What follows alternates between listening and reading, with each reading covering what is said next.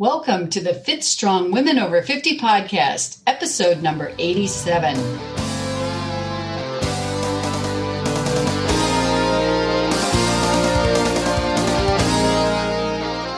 Welcome. I'm Chris. Thank you for joining us. And I'm Jill. Chris and I are your hosts for this podcast and the founders of the Becoming Ellie community. As the legend goes, Ellie was the Norse goddess of aging who beat Thor in a wrestling match. We decided to name our community after her because we were inspired to be more like Ellie. You can find out more about the Becoming Ellie community and this podcast at our website, becomingellie.com. And Ellie is spelled E-L-L-I. And when you go there, you'll find there's lots of great information for you there. Hey, Jill, I'm really excited about today's episode. Susan Haag is amazing.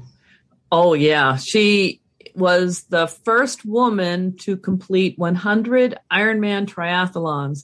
She's well over 125 Ironman now and still going. Her story is really an impressive one.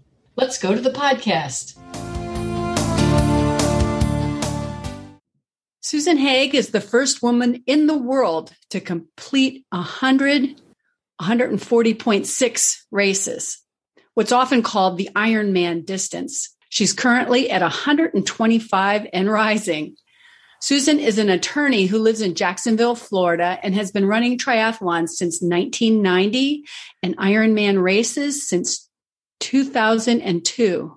An Ironman race is a triathlon consisting of a 2.4-mile swim, a 112-mile bike ride, and a 26.22-mile run. Thank you, Susan, for joining us. We're thrilled to get to talk to you. Thank you very much for inviting me. I'm just as equally thrilled to chat with the two of you. We're thrilled to get to talk to you. So maybe you could just start with telling us a bit about your story. How did you get started in triathlons? I shockingly do and did keep a diary that was called diary back in the day. Now I'm just going to call it a journal. But I need to go back. I really do need to go back and reread and see if I wrote my thoughts down, because I think now, many, many years later, that'd probably be amusing. But I was not a sporty child. I was someone who preferred the indoors with my books, and I went on adventures in my mind. And so it was really only after I went off to college, and I did go to an all-women's college up in Massachusetts, Smith College, sort of appreciating at this point in your life, actually, that, things cost money and that you might have to earn some of that money. I decided that, I needed to really maximize my college experience. So instead of just locking myself down in my dorm, I went around and tried to do things that I wouldn't have otherwise had a chance to do. And so they had a lot of extracurriculars, a lot of women from all over the world that just had so many talents and interests. So I went out for the crew team, having absolutely no idea, number one, what crew was, and number two, clearly that I would be any good at it, which I was not. And in order, though, to be on the crew team, they asked us to run down from the college to the boathouse. And so I began running. And that is really where it started. And I loved being out on the water. I mean, I was petrified, to do anything wrong, because I've often said team sports stress me out, because if I'm going to fail, I'd much rather fail on my own, and not take anybody else down with me who's relied on me. So that's why I do like triathlon, because although it is a lot of help from others, it still is an individual sport for the most part. But I started running, and then they booted me off the crew team because I wasn't very good. And these girls had been doing it for like their lifetime. And then I tried out for softball, and basically they just stood me somewhere where the ball never went, and or asked me to sit on the bench. So then when I left Smith and I knew that I wanted to be a lawyer, that had been a dream from when I was a little kid, I didn't get into the schools that I really, really wanted to get into and thought I deserved to get into, like the Harvards and Yales and whatnot. And so with all that extra time, I started working out. I got a gym membership, and I started running and biking. And I don't think I was really doing much swimming, but ultimately I go to the University of Florida, and my gym membership transferred down there, and I'm inside in a gym, and I see a flyer. And it basically says there's going to be a triathlon. It's going to cost you a little money. And I've been doing 5Ks.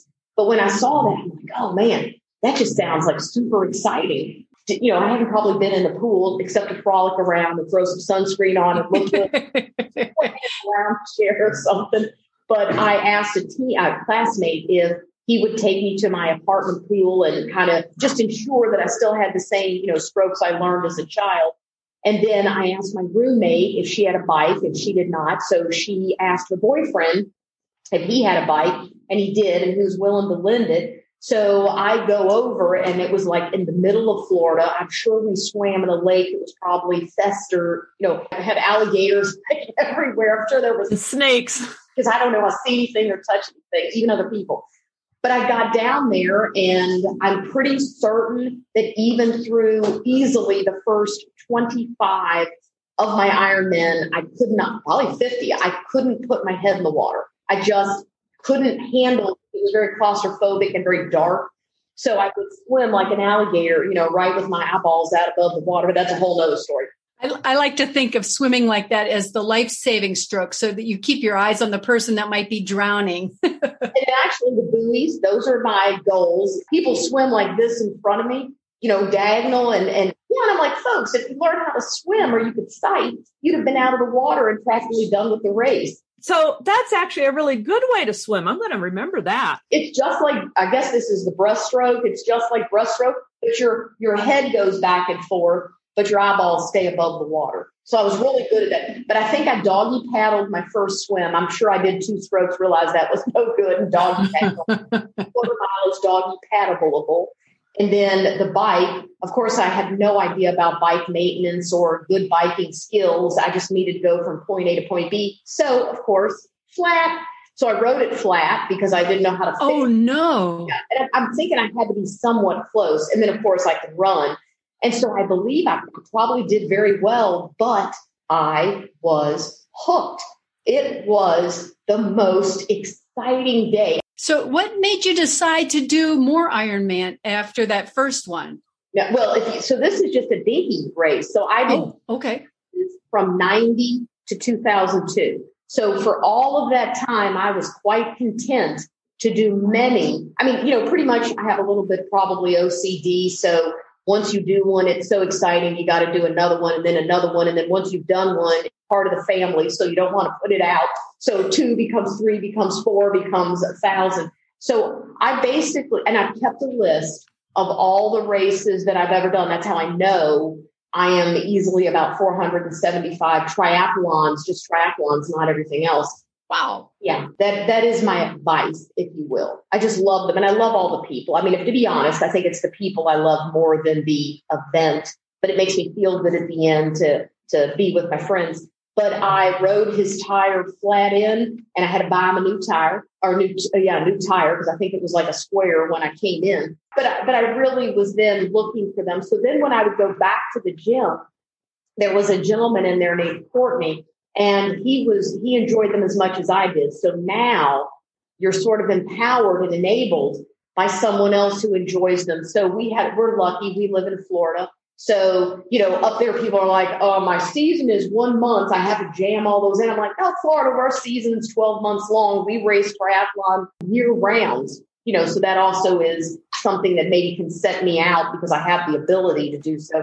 But I just couldn't get enough. So I was doing all the small ones. But then I was a prosecutor to start my law career, and I changed jobs in 2002.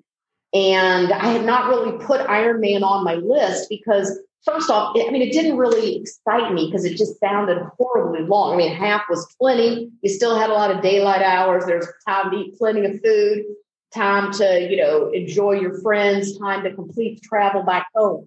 And so when I was quitting jobs and I had a couple of weeks off, a couple of friends of mine said, hey, we're going over to do Ironman Brazil in a couple of weeks.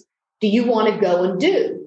And I said, well, I haven't really trained but again, this is back in 2002. So we didn't have all the social media. We didn't have all the people that went, there is no way that's a smart idea. No one puts a limit. You have no ceiling. So it was open. So I just, sent a ton of money to Brazil. And then I bought my airline ticket. Then I learned that you had to have a visa, which I, of course, did not have. I had a passport. So I called down to the visa office and I said, hey, can I get a visa? Could you do that stat? Because, I'm up here and I really need one because I bought my airline ticket and I got about 2 weeks. And they're like, ma'am, that's not how it works. I'm like, well, can you explain it to me? And he's like, well, ma'am, these things take time. We don't just rubber stamp something. And I said, oh, what can I do to facilitate it? And as luck would have it, and I'm a little silly. So when we're talking, he said, well, the best you can do is drive to Miami from Jacksonville, which is the entire length pretty much of the peninsula. And then he said, basically be there when the doors open, stand in line, cross your fingers, and maybe, if you've lived a good life, you can get your visa. So I, spoke to one of my friends. We got up at 3:00 in the morning. We drove down. We're standing there, at the gate. Well, the day before I had made a joke and I said something, things like we say, ladies, comes out of your mouth. You have no idea until it's been said and you see the resulting face and you're like, oh, maybe that shouldn't have. But I said, I'll have your first child if you can produce a visa overnight. So when I go in the next day, a very nice looking gentleman, I might add, waited on me. And he said, and I think I said, are you the one I promised my first child to or something? I think he went, this woman is clearly wackadoodle. We're not certain we're going to let her go into Brazil, at least not as. But he was so kind. And he said, you know what, go to lunch and come back and maybe you can have one. So somehow I got my hot little visa, drove it right back up, flew over there, not having a clue about anything other than the tools that I might, and back then you didn't even have a list. I mean, you couldn't even find like how to do a triathlon or how to do an Ironman. And so I foolishly let these men sort of take me under their wing and tell me stuff. And so I showed up with summer clothing to what is Brazil's wintertime. Oh my gosh. Yes, wore every single item. But the guys were telling me, like, you need bouillon cubes, you need Red Bull, you need McDonald's hamburgers, especially. And I think they told me this stuff just to see if I would do it. And I did. But I did it. I had such a, so wasn't really trained, but I was a cyclist. That's my faster sport. So, I felt okay on that. I just went to the pool, swam a mile every day for a week. And I said, if I can swim a mile, I could fake another, I have a wetsuit on. I had to borrow. It was actually a surfing suit from a dude that was 6 feet tall. So I basically carried the entire ocean of Brazil with me because when I came out, my wetsuit is filled with water. And then they told me to take a fanny pack, to put one in, this is how old I am, one of those little disposable cameras, the little 24, said, stick your camera in your fanny pack and take photos for the marathon. And so luckily I was obviously young and fit. And so I finished in 13:43 or something, which was a respectable time. And I don't think I've ever been that fast again. But I took photos while I'm running. So I have these little Polaroids that were, me jumping in with volunteers and I'm sitting with a bunch of kids. I took pictures of all the neat, everything the Ironman was so new, pictures of the spray painted bicycle on the roadway. I took a little boy on a horse just walked beside me. So I took a picture of him. A kid on a bike went with me and we couldn't communicate. But one time he understood this. So he let me get up on a statue that of course was not, I was not sacrilegious. But I stood up there and he took a photo of me. He understood how, and he thought it was hilarious. So I came across the line. They put the medal on you that is ginormous and heavy. They just let it go. It falls back, smacks me in the chest. I'd given it my all. I fall back across the finish line. So I said, okay. So then I come back to Florida and sign up for 2 more before the year was out. Oh my goodness. But I've never done less than 3 in a year. And then I think when I turned 40, I did 4, and then I did 5, and then I did 6, and then I couldn't let those out. And then the year, I think in 12, I did 18 of them. Wait, you did 18 in 1 year? Yep. Along with other stuff too. I mean, because you could do an Ironman on one weekend, then I'd do a marathon the following weekend, then a 5K, then another like a century ride, then an Ironman. Wow. But then again, I'm not speedy. I'm not winning them. I'm just going out. And then as time has worn on, it becomes, I guess, something the body becomes accustomed to. And so what I enjoy the most when I go to these events is I've pretty much made all the mistakes. I mean, I could write a book on mistakes. And I like to look around because although social media is fantastic, and I love the fact that people are becoming friends on Facebook, that they just race together. And so and it's like Ironman who's done it, or folks have made a Facebook page for the race. And so people come on, they ask a lot of silly questions like, do I wear underwear with my bike shorts? What else should I drink on course? But it gives you a group of friends so that if you are a single female, especially, and you are going to a race by yourself, you have a ready-made group of friends and fans. And so I look for women, especially women, that look lonely. Like you'll see someone that's like standing on the water's edge and she's just overwhelmed with either emotion or apprehension or anxiety. And I even went up and hugged one time, and now we're the best of friends. Because I just think it's super fun. Because if you're going to suffer, you might as well suffer amongst friends. And if you're going to be a lady when you finish, you need a crew there to watch you come in and cheer you on. So it's great because then when we're on the course, people look for one another. And, groups have come up like the Pathetic Facebook page, which I would argue gets nasty every now and again. But you do have groups of people, and they actually pick races and go and meet up. And I just think, and they say, why do you keep doing it? And it's less because of I just need to put one more notch on my belt, but it's really because this is my family, and this gives me an opportunity to commune with my family. Wow. Yeah. You just said the highest number of races you've done in 1 year is 18? Yeah, 18 Ironman in 1 year. Mm-hmm. And how many are you doing now, currently? Well, 20 was a bad year because I really but I was still able, 20, I was grateful. They still got in Ironman Florida and Ironman Cozumel. So I was able to still race those two, even under safe sport. Here, I was lucky enough to do Ironman Tulsa, which was earlier in the year. And then I've had a couple cancellations because I was looking at Cork in Ireland, which I did do in 19. But that one has been, I think, moved either later or into 2022. And then Canada, I was really looking forward to Penticton because that's my favorite course I've done. And they're looking to move it further in the year. And I said, and it was like a meme is out there. It's fabulous. It shows the entire end of the year in 5,000 races because everything keeps getting shoved. But I think we calculated it. So I have one in August, and I do both Ironman as well as independent races. So it's the same distance. I just call Ironman because people understand that. But I do the independent 140.6s because I like to keep them in business. So I have Michigan Titanium in August. I love that race. Did it once, can't not do it anymore because I love the people as well.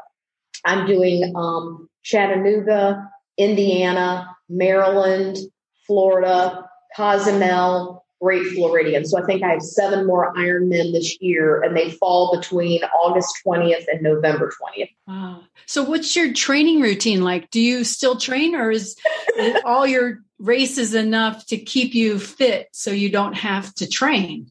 Well, that was working for me. So I think I was much more fit in the beginning. And I had gotten fit back in, I think, 07, 08. And I had met a man who was super fast, and he said, let me train you because you have clearly potential. You just refuse to acknowledge it. So we did. But I thought, this is why folks only do one. This is really hard. Training is a lot of work. So I admire these people that go nuts. And I sometimes say, we're all on the continuum of athlete. There are people that are going to be Kona qualifiers, probably Olympians, who are phenomenal, and they push themselves. They have a natural talent, and they're this. And then there's like a bunch of us here, and then there's me down here. But there's a lot of us that just want to enjoy ourselves on the course. And then we just got that completion award. If you're an Ironman in 16:59, you're an Ironman. You're an Ironman at 16:59 and at 10. And I don't want anyone ever to feel like they are not welcome on a course. And I think sometimes that's like in the Pathetics, they get on people and they say, look, if you're not going to get out there and you're not going to do your best, if you're not going to race it, then stay off our course and let the rest of us battle it out. And although I agree there's some good points to all that, some of us don't have the talent. I'm not saying we're not talented, but we don't have this Olympian caliber talent. Some of us don't have the time. Some of us don't have the confidence in ourselves to go faster. And I think, why should we? I mean, it's what gets you on the course, technically, your dollar and your equipment. And so if, women, and I'm just kind of targeting women because I can obviously identify with them a little bit better. But I mean, these women, you deserve that same elation, I feel. And I bet you my elation at finishing is just like the elation when you finish in 12 hours. Probably not as good as the elation as if I'm doing it in 8 hours and I'm also winning money. But I mean, but I want all women to know that they can, that, it really is not, I'm not special. I really don't think there is anything special about me physically. I mean, I'm lucky that I believe I'm healthy, so that may be a good point. But I think that women need to have a little more faith in themselves to do the Ironman. There's plenty of us out here now willing to tell you what you need to know, so you needn't go in uninformed. And you're welcome on the course. And even if you don't have training partners in person, you got training partners now with all those smart trainers. But I really want more people on the course. But so in a nutshell, used to do it, was much more fit, I've resided in my residual for a very, very, very long time. And now I'm kind of finding that either I'm aging, so that's a process I want to ignore, and that maybe that slows me down, but I really do need to get a little more serious because it hurts a little bit more when I get out there. But the swim, as long as you're comfortable, totally doable. The bike, you're going to suffer a little, but if you're a cyclist, 112 is reasonable. It's the marathon I just can't seem to get down pat because I'm a Galloway pacer, so we run walk. So I've often been on a course and folks will see what I'm doing, and I'm pretty consistent unless I'm crying, and then I might be a little slower, but they can jump on and I'd be glad to bring them home.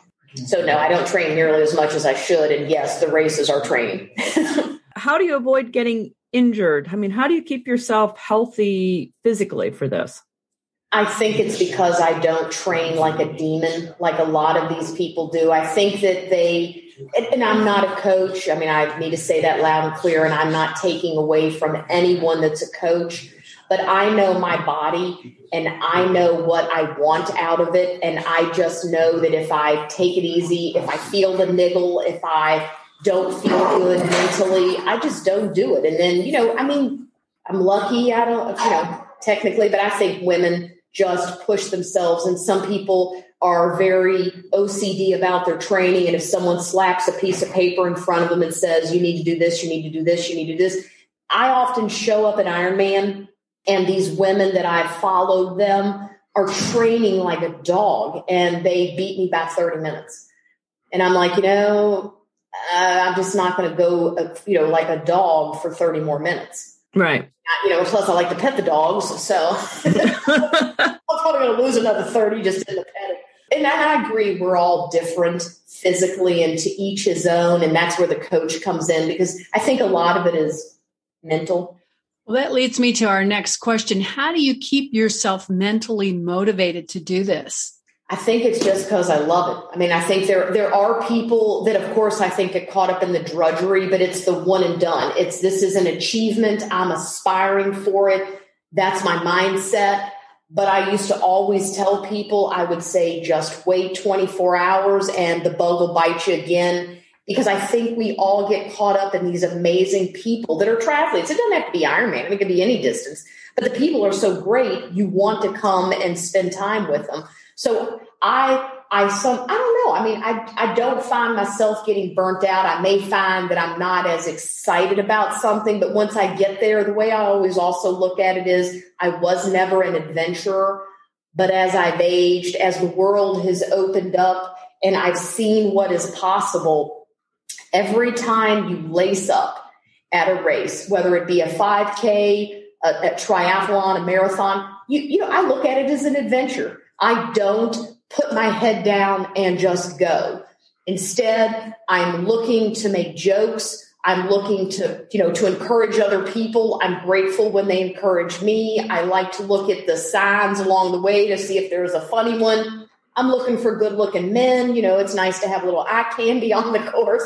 I love to see people I know. I like to appreciate the fans. So it's not just the most boring parade ever because no one's cheering back. Or I love to pet dogs. I don't have my own. So I use that as let me check out every pet. And so I used to sometimes go, today I petted a Dalmatian, a Doberman, a Doodle. And then what's great is you write a race report at the end. So while you're running, you're almost an author of your own life. And you say what things are hilarious. And I kind of joked one time and said, as long as I'm not in a bad mood or I'm being overtaxed, I'd love to have someone go with me and we would laugh.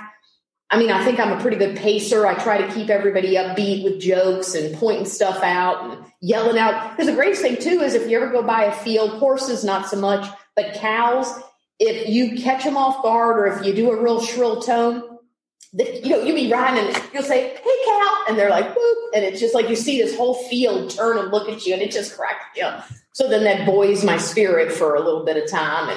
And plus, you just see stuff that you say, had I not gone, I would not have met this person. I wouldn't have found that 25 cents. I wouldn't be able to have that third beer. I wouldn't be able to eat those cheesy fries because I do love to eat. And I'm sort of getting a little lighter as I age as well. Yeah. Do you have off seasons? And do you have any periods where you just don't do any of these sports at all? You just do something else?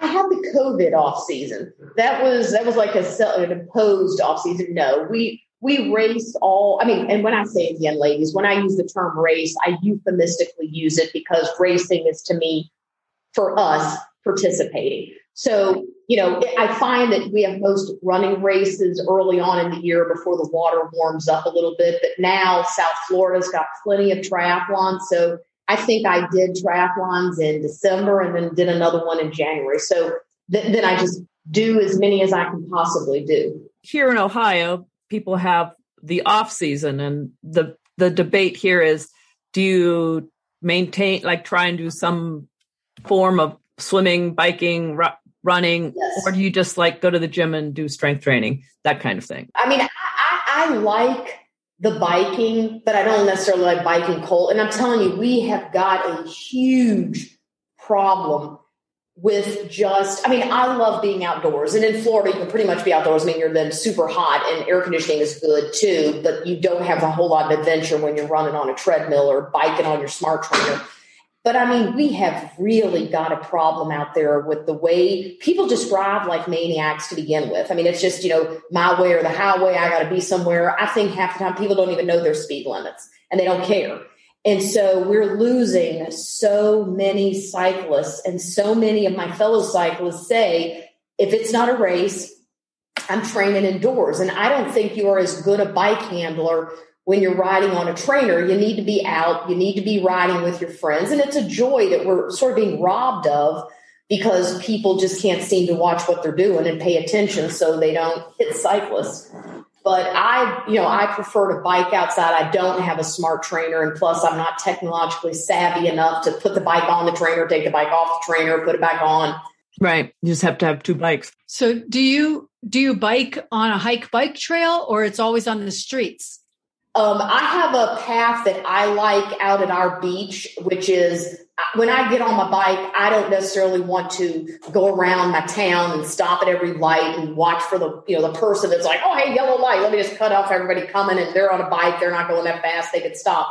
So I like it because it's basically no stoplights. So I can get 14 miles. So it's not a bike trail, but it is a roadway, but they give us a really nice wide bike shoulder. And for the most part, people go 55 plus miles an hour, but they don't, they're not ricocheting all over the road. So I like that area. And then you have a bridge at the end. You can go up and over for our only bridge training in Jacksonville.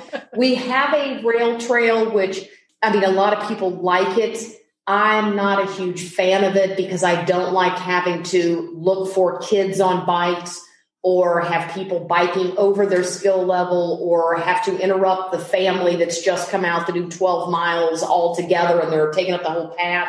They have a couple stop signs on there, and there's nothing I hate more than having to stop because I can't see and I don't want to risk hurting myself. So but then I go to visit other places who have these rail trails, and they're phenomenal.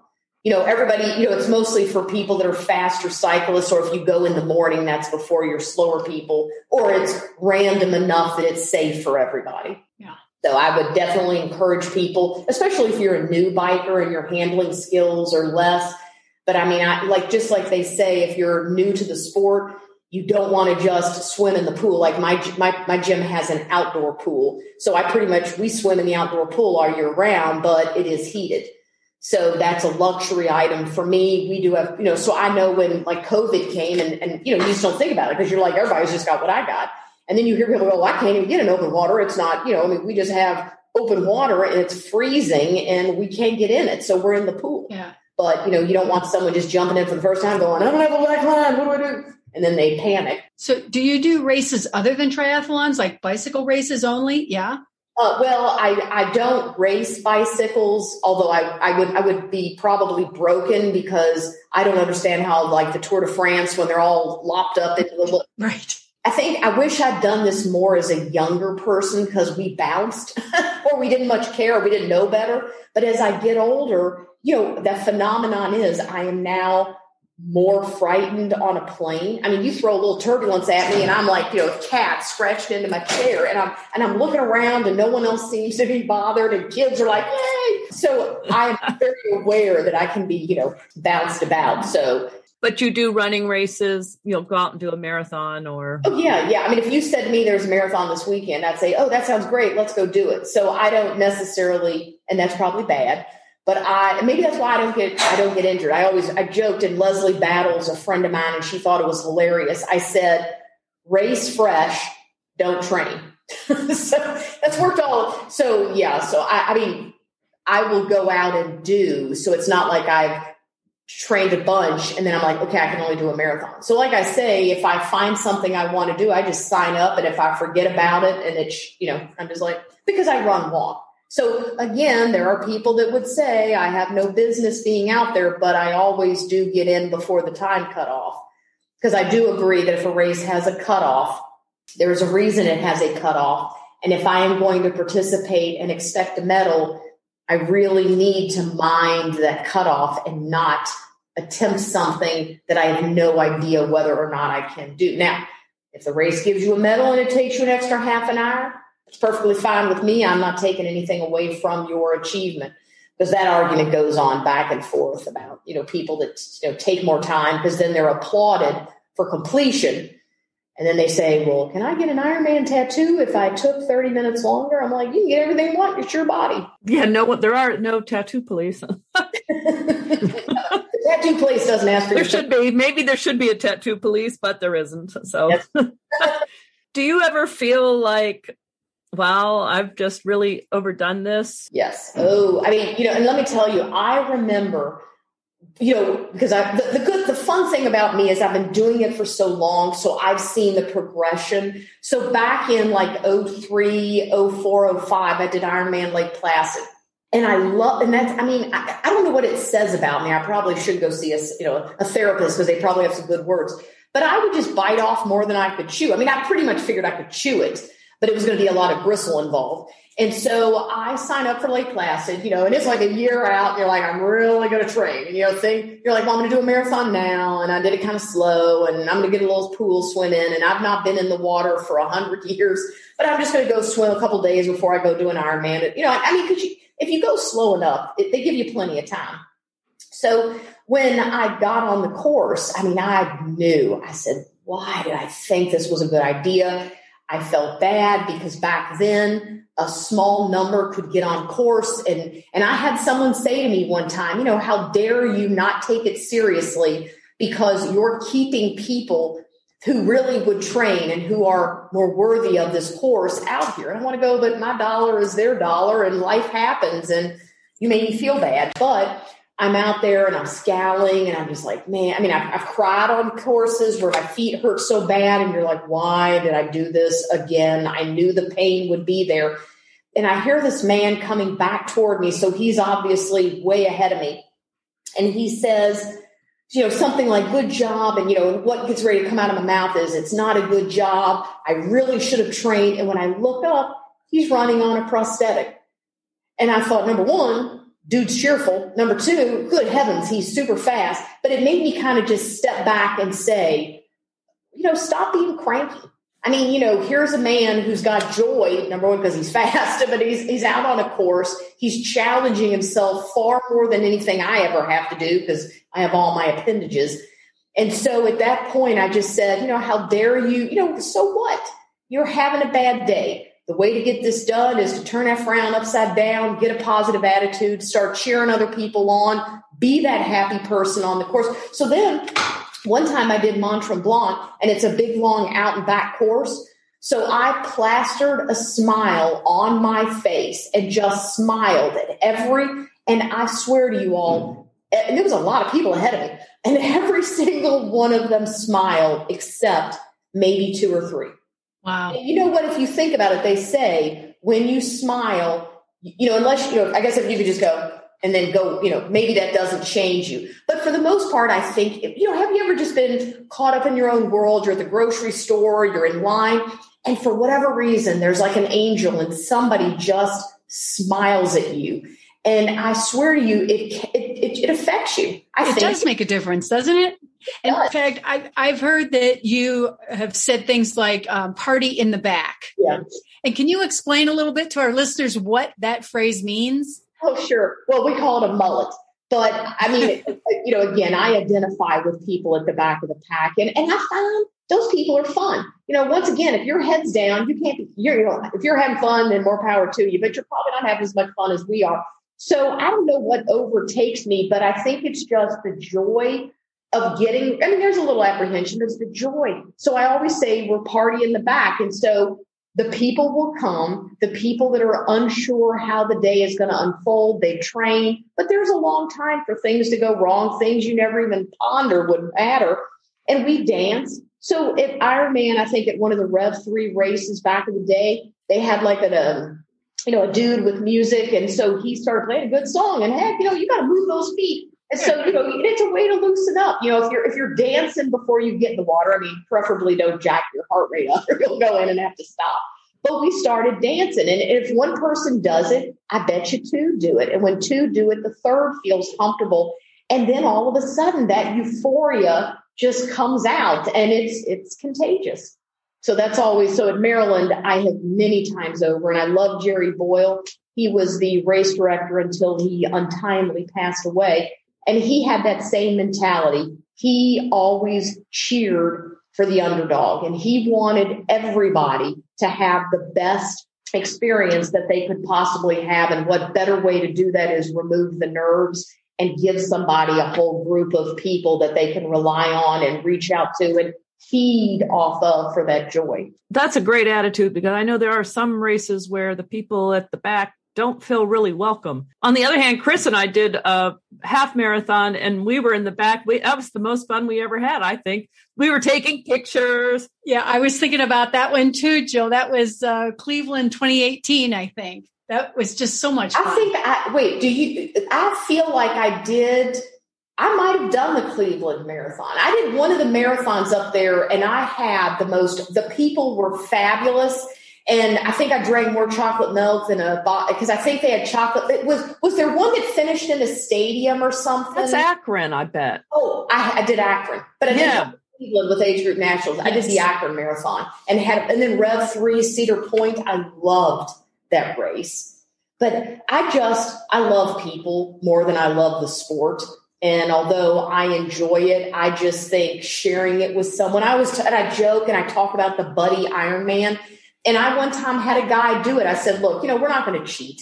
And I said, but let's do a buddy Ironman. So we both jump in the water. You swim about, one of them, I'm very slow. He gets out. He waits on me. We bike, 3 bike lengths, whatever it was at the time. And I know, heck, I'm sure I bounced into the draft zone and bounced out. But then you've got someone with you, because I know some people feel frightened. Some people don't trust their, ability to change it. I can't change a tire no matter how many times I've changed it. It just does not compute. And so you've got this sense of safety and protection, or just having a buddy. And so then you do the bike course, you come in, and then you both head off to run together. Husbands and wives have done it. Partners have done it. Sister brothers have done it. I've had people that start here and the next thing you know, they're right back together again.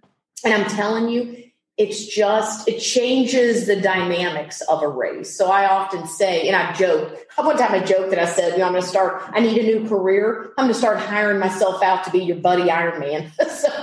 That's a great idea. I can't coach you, but I can give you company and cheer you up. And, hopefully we'll tell some jokes. You'll laugh. You'll forget you're in pain. It'll come back. And you could be the Ironman doula.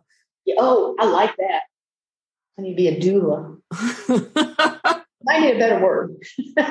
So what do you tell people who, particularly women, who are thinking of doing a triathlon? What advice would you give them? I would give them the advice, number one, if you want it, it's yours to have.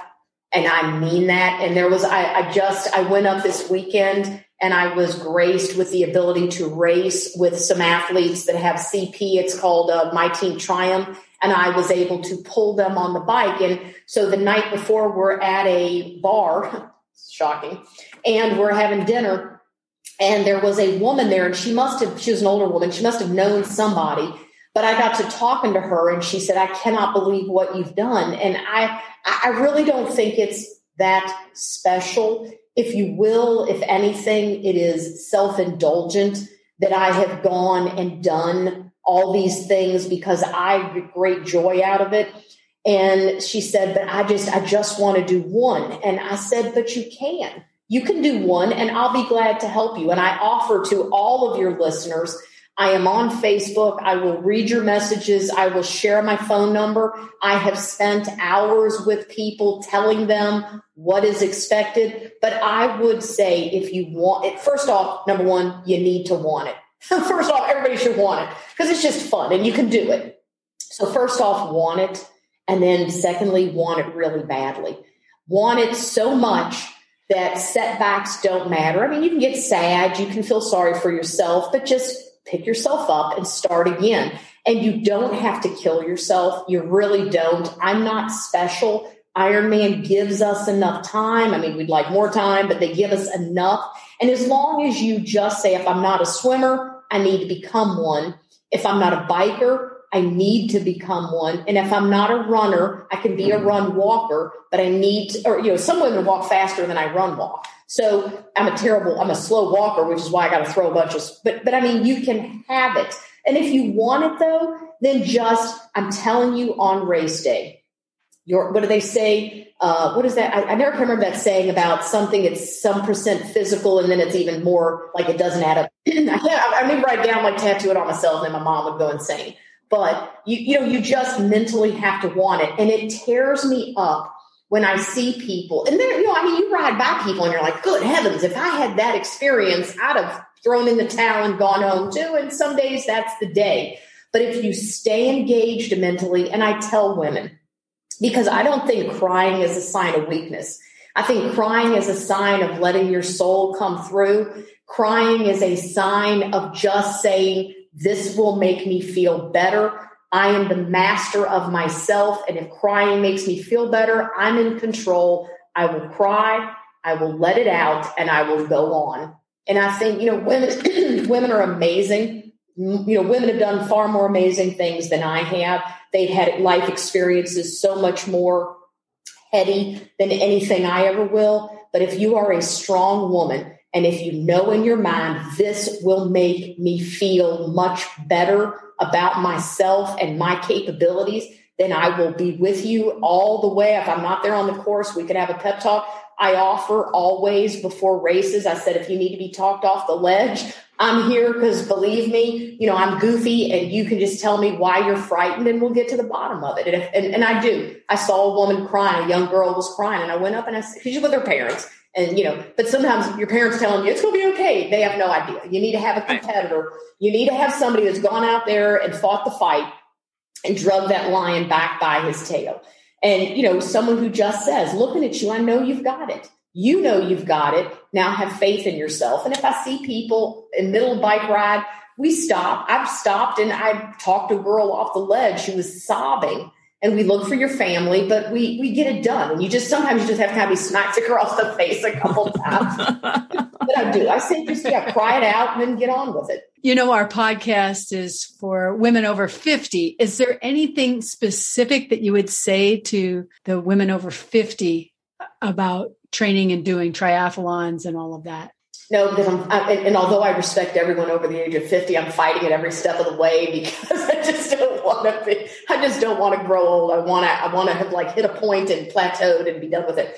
I know that for me, I remember, and sometimes it's when people say something to you, you are unaware of it and you're just dealing with life, not knowing stuff. And then someone says, oh, when I turned 50, I started having digestion problems. All of a sudden I'm like, ooh, I'm over 50. I'm 55. I'll be 56 soon. I got digestion problems. So now I don't know. Did I have them before and I just didn't realize it, or did now she put it in? So I hate to put stuff in people's heads because if you're not experiencing it, then you're probably not having it. But I mean, for me, I'm more tired. I'm getting cranky. But the one thing that's great about us is women over 50, and I think sometimes women over 40, we've been down the road. We have experienced life. We are realists. We are women that make a difference. We know when to speak. We know when to hold our tongue.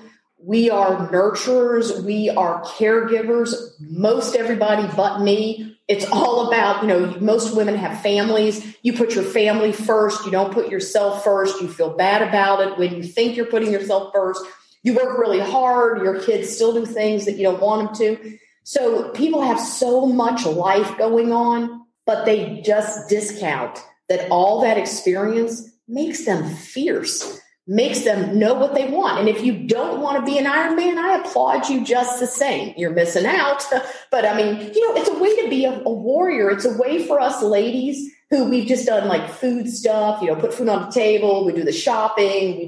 We're at work doing everybody's job. You and I know that. So we're doing all the stuff perfect. And sometimes we need to be a warrior and you need to get back to the heart of it. You need to be a wild beast. You need to say, I'm going to swim this. I'm going to bike it. I'm going to run it. I am going to have the most amazing adventure ever.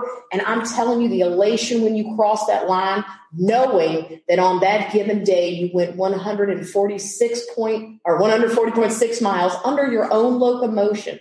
That is it just is amazing, that feeling. And women have this tucked away. They've got the experience to get it done. That's what makes us 50 and older super special, super fierce. And a lot of you women in my age group, please stay away because you literally were fierce competitors way back in the day. And that's just been kind of, sitting dormant. And it's time to let that athletic prowess explode because women come out post family. And I mean, they're fast. And I'm like, I mean, I don't have any important or scientific information. I just know that I'm more tired and I'm more cranky. And sometimes I think I need more iron because being out there, you can take out some of the angst. You get irritated with people because you just don't understand why they can't do things. And then when you get out there, you're like, oh, hey, now I'm all tired and I'm all happy. So we can all get along now. Then I can roll along with the Do you have a favorite race? Yeah, I like Ironman Penticton. I think the Canadians are super nice people. It's in the British Columbia and also lots of vineyards. So when you go, you can just go and drink your way across the British Columbia. And the countryside is beautiful. And I'm always a selfish racer. I like to have an adventure where I go 140.6 new miles. So I like it that their swim is in Okanagan. It's this gorgeous, or I don't know if that's the name of the lake, but it's that valley. So their lake is one big 2.4 mile swim. So once the fasties get out, you don't have people coming back around to swim over you. You also have, I believe, one big 112 mile route. You cross two mountains. And although they are arduous going up, it is deliriously fast and exciting going down. So you wear yourself out and then you can enjoy. And I can't remember if the run is one loop or two, but I'm okay with, because sometimes when that second loop is, you're tired and you're not seeing anything anyway. Now you know which way to go. So, but I mean, I would always say pick a course. And it's too, people play to their weaknesses. So people will ask me, I'm not a good swimmer. I'm not comfortable in the water. Well, then pick Chattanooga because to me, it's a bit of an assisted swim. because it's a lot of current, pick an ocean, because you will probably not be bitten by a shark if you have a ton of people around you, but still the current is going to assist you more than a non-buoyant lake. Like lakes are the hardest for me because I just am not buoyant. Wear a wetsuit when you can. It's, for me, safety. I don't like people touching me, and it gives you buoyancy. If you're a strong cyclist, pick one that undulates, like Chattanooga. If you're slower and not a strong cyclist, you may want Maryland or Florida because they're flatter. And I always go to the cheaper events. That's also how I can do more and more, is because, I pick the ones I can drive to so I can take. And then the run, a run is a run is a run. You may look for cooler temps as opposed to hotter temps. I like picking places that I'm not familiar with because I want to see things. And think about it. If it were not for this race, whether it be a sprint, Olympic, or otherwise, if it was not for that race, would you be in that place at that time out in God's country? You'd be in a car, you'd be in your bed, you'd be in a coffee shop. And, find you some people to bike with, because it's great to do it as a community. And if you're unlucky, get online people, because they will support you. They will support you, and they'll let you whine, and they'll pick you up when you need to be picked up. And hopefully they'll call you out when you need to be called out. Some of us need to be called out every now and again in a gentle way. But I just want everyone to be successful. So if anyone wants to ask me anything specific to them, I heartily invite them to do so. Wow. That's great that you're so supportive of so many. I think that people really appreciate that. I'm assuming that you have raced at the World Championship in Kona, Hawaii. I did, but only because I got a legacy slot, not because I'm fast. What was that like? I've often heard about it, but I'm just curious. Well, if you are, number one, Hawaii is just beautiful. Beautiful as an island. Just stunningly beautiful. And what I found is, given my own level, I wasn't fast. So when they invited me to come, we qualified to come. So we all paid our big dollar and went over. There were like 100 legacy athletes that had to do 12 races. They sort of gave you like a frequent flyer award, which is super nice. So I got over there, and everybody is super fit, super gorgeous, super fast.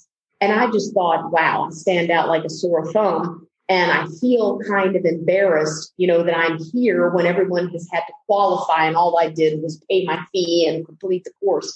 So there was a little bit of do I really fit in? However, the ambiance over there amongst all of these racers is phenomenal. You are immersed in the tri-gods and the tri-goddesses and the tri-legends. And so it is fabulous to be around them. So I loved the ambiance. When it came to the actual course, then I did not find Hawaii to be the most beautiful. It's a beautiful island, but, it's ocean, it's very heavy. And I was so far behind everybody that I had basically, free water, if that's, because you cannot just become 2 hours faster. And plus I had an Ironman the next weekend in North Carolina. So I had to make sure I didn't explode and blow up. And I probably just had one, because that was the year I did 18 of them. And so Kona was unexpected. They just all of a sudden come out with a program, and I'm like, can't look away at that. I got to go. Yeah, can't turn that one down. The other thing was the bike course for me. I was like, I'm a better biker, so I'm having a fine time, and to me it wasn't that horrible. But when I turned around, all of a sudden I realized the reason I was not having a horrible time is because I had a tailwind. And so when I turned around, I'm like, oh my gosh! But the only people I was around were other legacy athletes, because the phenomenal athletes that are trained up and honed, they were well far gone. And it was mind numbing to me as because it's even faster than say, because you can go to an Ironman and you got pros, but you got 100. Here you got 2,000 people that are, in my mind, they're pro-like. So when I come in, I'm sitting here like dying on the bike, and I'm like, I got to get off. It's 100 degrees. It's hot. They're like, and the 1,500th person to cross the finish line is such and so. And I'm like, well, I'm here to take up this whole race, and all I've done is not even a full bike yet. So I come off, You go out on the run and like basically you're watching people collapse. And although I guess I appreciate an athlete that's full throttle, I just don't like to see people make themselves sick. And you've got like people wobbling and just falling down and throwing up. And I'm like, I'm going to go just walk this length here. So you're surrounded, but at the tail end of all the glory. And the bike course is so pitch dark that I had older people. Oh, sorry. I forgot to mention I'm also out there with the older crowd. And they're like running into cones. It's so dark. And to me, there was not the same spirit for the back of the packers, if you will, as there might have been. Now, if there was a special athlete that struggled, those people had fans. But for the rest of us, I felt kind of ignored. And I'm just like, just phoning it in, getting it done. And when I came across, of course, the people were still there. They probably want to know who is still out on the course. But when I came in, there was no medal because they'd either run out, didn't bring the box over or something. There was no food left. And I just felt like, that's how these people, like you mentioned earlier, Jill, the back of the packers. I mean, should a person get less of an experience because the course is open? I mean, if you're still on a course that's open, sure, the fans are going to go away, but you still deserve that same experience. And when I finished, I said, but you knew I was coming. Right. When you're still within the time frame and they sort of rolled up the carpet, it feels weird because it's like, that wasn't the deal. Yeah. I mean, Kona obviously leaves it down because they do highlight those final finishers. I made the video and it was funny because I didn't think I did it, I think in like 1546, which wasn't great, but I mean, it wasn't 1659. And when I came across, it was wonderful because, they're all cheering for you. You feel kind of silly. You're like, I think I broke a leg. I have to explain like why I'm so far back. But when I came across, still, they didn't have a medal to put around my neck.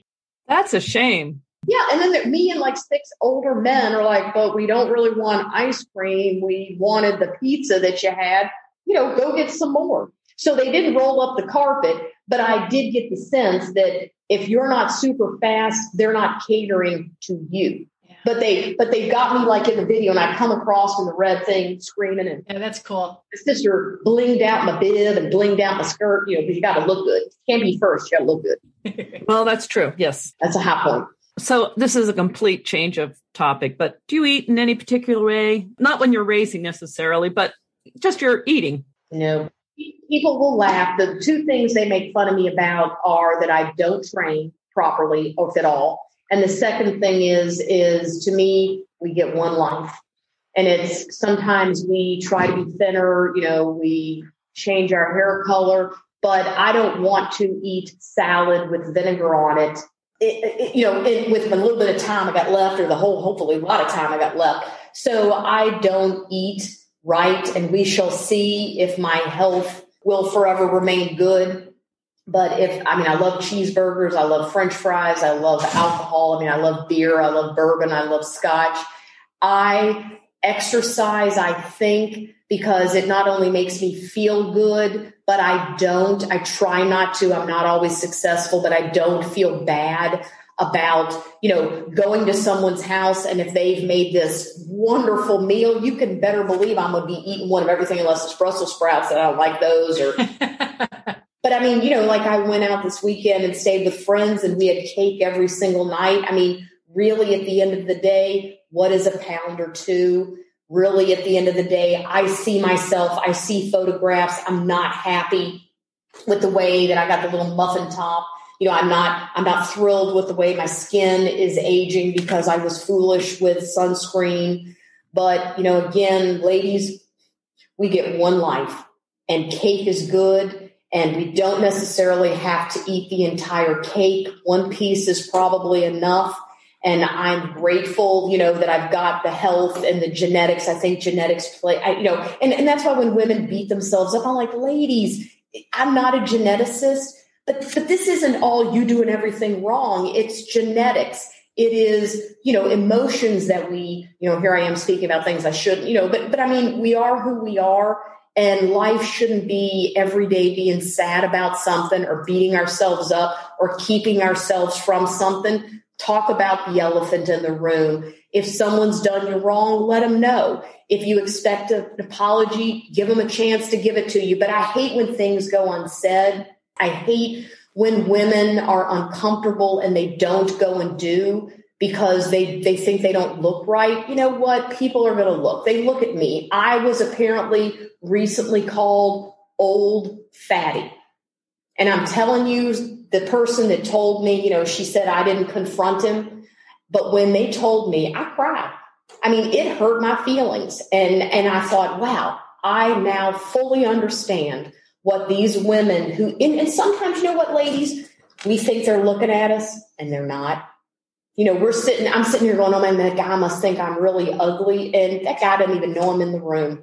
And it's just stuff we impose upon ourselves. And so for anybody out there, please don't let that be the reason you don't come out and do a triathlon.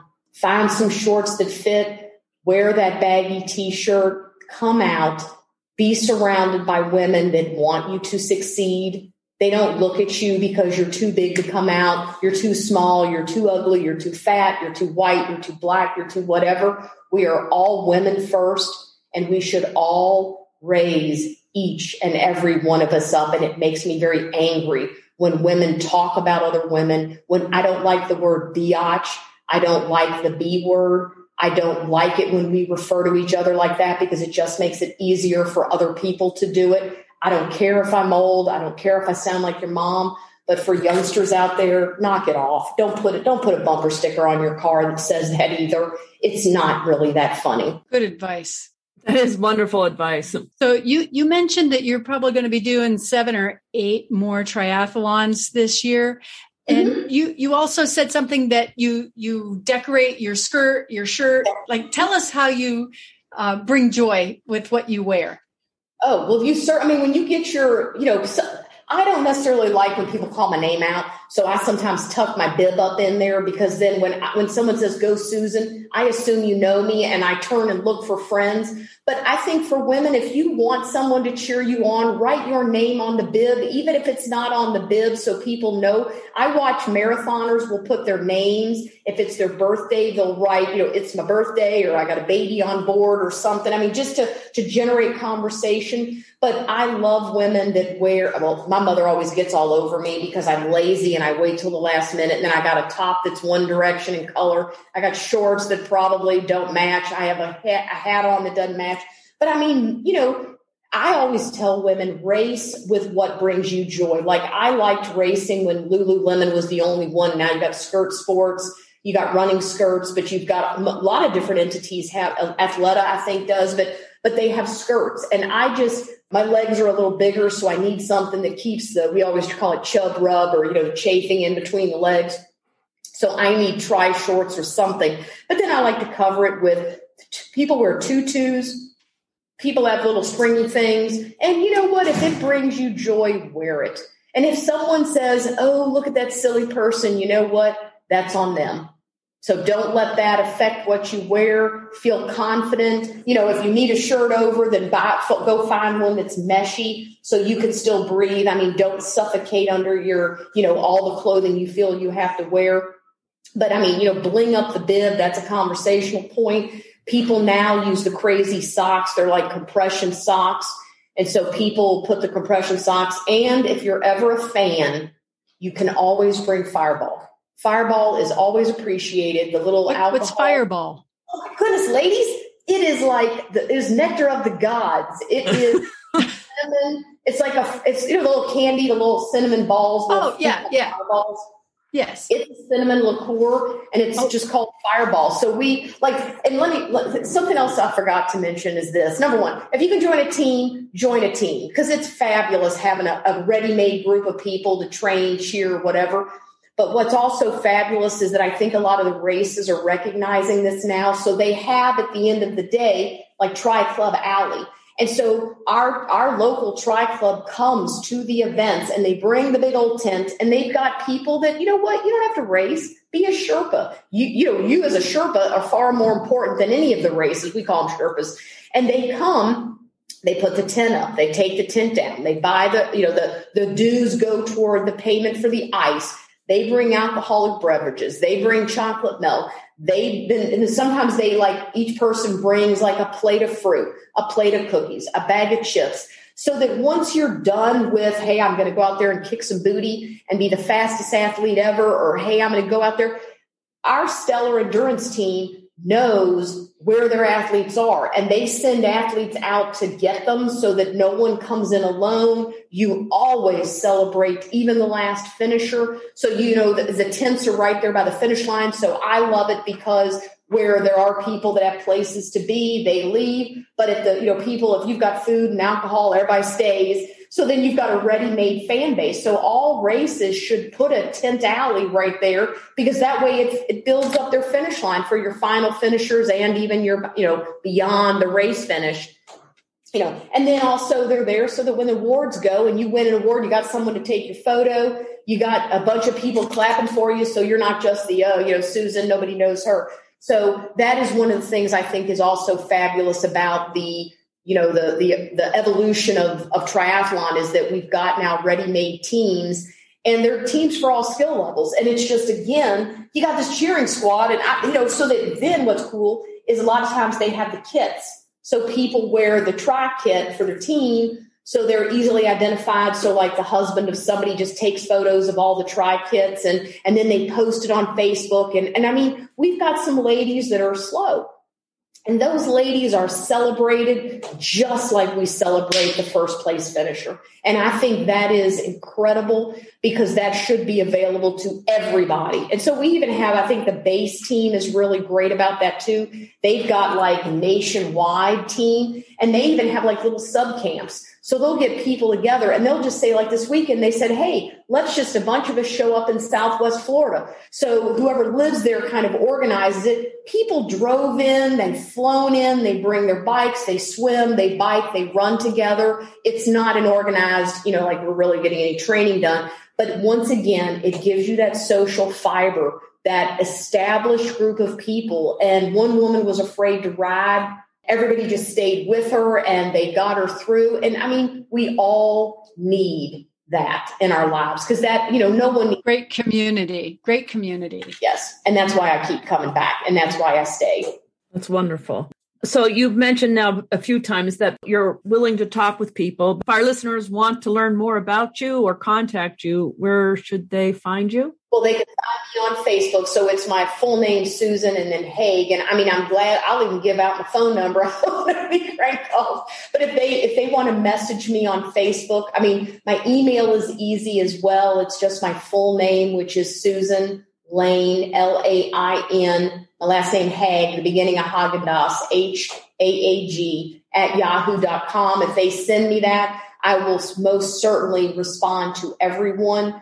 And they can reach out by messenger. I'm good about checking the people that aren't necessarily my friends, but I mean, no question too dumb, no question too many. And, I'm not a coach. I don't have any advanced degrees in psychiatry or social grouping or anything. It's just a whole lot of life, ladies. We've got a lot of life, and collectively collectively, I would submit, we are pretty perfect.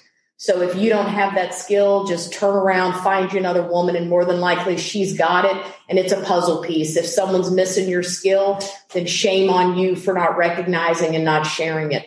That's awesome. Well, we'll definitely put links in the show notes to, so that if people want to contact you, and really appreciate your willingness to reach out like that and to answer everyone. It's been great talking with you today, Susan. Thank you so much, ladies. And let me just tell you, before I didn't know you, and now you all are considered best friends. So it's a pleasure. And if either of you have not done an Ironman, have not done a half, have not done an Olympic, have not done a sprint, I'm really going to have to say, if you've not done a super sprint, shame on you. But you know what? Borrow a bike, get in the water, run a little bit. I'm probably talking to two marathoners that were on the Olympic swimming team or something. No, hardly. No, but I will confess that I have been sort of thinking, well, maybe I should go sign up for this sprint in the fall. Yeah, that's very cool. Well, it's great talking with you. Very motivational. Yeah. Well, I'm telling you, if I can help either of you two ladies out, and I mean, I've even told people I'll show up, and if I can, I'll put that race on the the list and I'll come. And let me tell you, I have been able to do as many as I have because I do rely on the kindness of others. So for me, I am a normal human being with normal monetary needs, and I am underemployed when I shouldn't be. And so when I have gone to places, they have lent me bikes. I've ridden Ironmans on borrowed bikes. They let me stay with them. They pick me up at the airport. They feed me. They give me good drink. But, and I'm telling you, life is too darn short. And if you live in a place where people like us aren't there, either go out and find us. But better yet, if you have the ability to open your home, if you have something to share, it makes it 1,000 times better. And that's what these women are doing. They're like saying, come stay with me. If you come do Ironman Boulder, come stay with me. And it's so much fun because then you learn so much more about a person, with the structure of triathlon. But that's just it. We've had people even marry one another. I mean, they've met each other and they would have never met each other otherwise. So it's, I tell you what, it's like I know I talk too much, but there's like a billion stories. I hope my enthusiasm comes through, but it's just a wonderful world. If you're not a member of it yet, you need to be. Wonderful. I welcome all the future triathletes. Okay. Thank you. Yeah. So I want to hear about that sprint. And I guess Chris may have done a few, or she's probably. I used to do halves, and then I'm still nursing my Achilles tendonitis. So I'm more on the bike these days, and I'm enjoying that. Well, you know what I'm interested in, and I've got is gravel biking. Oh, I hear that's the big new thing. Yeah, so that's what I'm now thinking I need to try my hat at. Yeah, because mountain biking scares the bedooties out of me. Yeah, mountain biking, I don't want to break anything. Yeah. And, like you were talking about, I'm not as resilient as I used to be, but I do very much enjoy bike riding and worry a little bit about the street biking. Like you suggested, I do more on the hike bike trail. And I don't go that fast, so it doesn't really bother me seeing the little kids and the dogs. Well, I mean, to be honest with you, I'm a little slower than I need to be at the moment, and they don't really bother me either. But I'm like, because usually all I do is roll up against a little kid. I'm like, dude, nice bike or nice helmet. You always got to chat with people. I just think life is meant to get to know other people. Right. It's not a solo. So, ladies, it's a pleasure to meet both of you. And thank you very much for inviting me to be a part of everybody's world. Thank you. Thank you for joining it. You are also the only person we've ever interviewed who was sitting in a courtroom. Yeah. So thank you, ladies. And y'all have a great rest of your day. You too. Take care. Bye-bye. Bye-bye. Susan is quite the athlete, isn't she? Oh, yes. I really am amazed at how she's able to stay so fit and strong and go from one marathon to an Ironman to another. It's just amazing to me. Yeah, it really is. And she doesn't really train. Her races are her training in a way. Yeah. That's pretty amazing. And I love the way that she is so supportive of the other folks in the race and on the course and, through the emails and everything else. She's so supportive of other women. I just love that. Yeah, it's a really great reminder that we don't have to be super competitive with others to still be a super athlete. It's really great to be out there looking out for others while you're on the course. Yeah, it really inspires me to do more. I think she's a real motivating person. Yeah, she is. And I really liked the party in the back idea because I do think about that race that you and I did at the Cleveland Marathon where we were very slow, but we were having a great time talking to people and taking our picture. And well, party in the back has been pretty much how I've done most of my races. Yes, but I hadn't actually heard it as a sort of a slogan. Yeah, that's really great. Yeah. I'd love to hear what our listeners think and what they're doing to be fit and strong and if they're doing any races. If you can let us know about what you're doing at our website or on any of our social media accounts, that would be great. Yeah, definitely. And you can also find us at becomingellie.com or on Instagram, Twitter, or Pinterest. Oh, yeah, and YouTube. Yeah. I want to remind everyone to be sure to follow us on our Facebook page and then join our private Facebook group where we encourage and support each other. When you go to the website, don't forget to sign up for our email list so that you don't miss any of our articles or podcasts. You can sign up at becomingellie.com, and that way you always know what's going on. It was great talking with you today, Chris. I'm looking forward to our next episode of the Fit Strong Women Over 50 podcast. I am too. See you next time. Bye-bye now. Bye.